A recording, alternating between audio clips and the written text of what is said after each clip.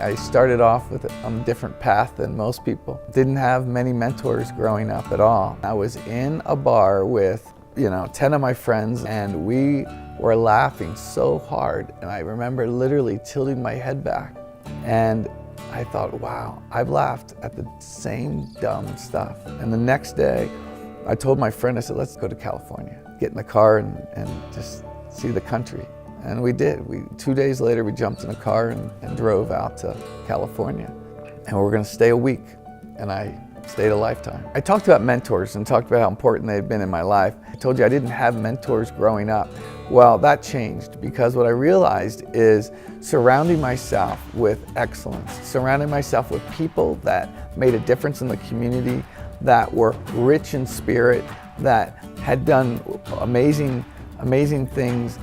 I wanted to know those type of people. And so over the years of my career, I surrounded myself with excellence. George Argyros, great mentor of mine.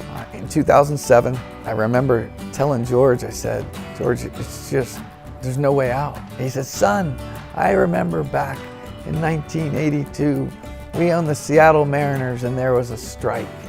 And then at the same time I owned Cal Airlines, and the air traffic controllers were on strike. He goes, it was dark days.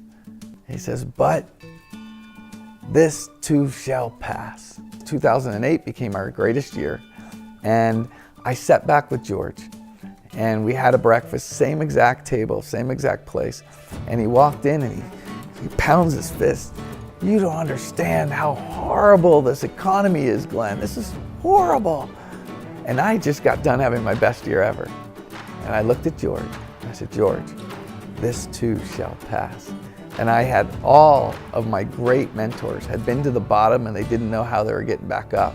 And it was my turn, okay, to be at the bottom. And that's okay, because everybody has to get there and everybody will get out of there. This is my turn now. I'm at the bottom. I can have this moment define me as either someone that's gonna cower in a corner or someone that's gonna fight back. Dave Whiting, he had a fantastic reputation. Everyone admired and spoke highly of him. And so I would always pick his brain.